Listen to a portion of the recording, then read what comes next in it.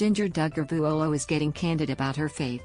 The Counting On star recently reflected on growing up in a household devoted to the Institute in Basic Life Principles, a controversial Christian organization founded by Minister Bill Gothard, sharing how she now views the practices she was once dedicated to. Gothard's teachings were so harmful, and I'm seeing more of the effects of that in the lives of my friends and people who grew up in that community with me, Jinger told People in an interview published Jan. 18. There are a lot of cult-like tendencies. The 29-year-old, whose family shot to fame on the TLC show 19 Kids and Counting, explained that growing up, she was taught to do certain things in obedience to God, such as only wearing skirts and dresses instead of pants. But often, she explained rules on what to do and what not to do weren't clear. Gothard's teachings in a nutshell are based on fear and superstition and leave you in a place where you feel like, I don't know what God expects of me, she said. The fear kept me crippled with anxiety. I was terrified of the outside world. That uncertainty is something Jinger remembers when she thinks back on a time when she and her family went to play broomball.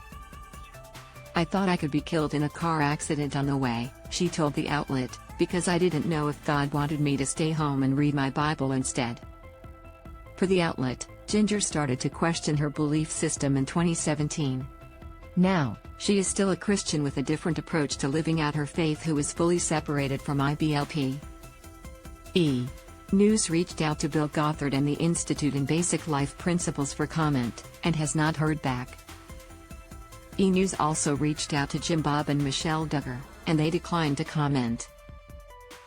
Gothard resigned from the IBLP Board of Directors in 2014 amid allegations against him that claim he molested and sexually harassed women in the organization, for NBC News. At the time, Gothard addressed the allegations in a since-deleted statement on his website. My actions of holding of hands, hugs, and touching of feet or hair with young ladies crossed the boundaries of discretion and were wrong. According to NBC News, IBLP launched an internal investigation, which ruled that Gothard had acted in an inappropriate manner and would no longer be a part of the organization. Despite this, IBLP noted they found no criminal activity in his actions. 2 years ago, Jinger shared about her journey to leaving IBLP behind.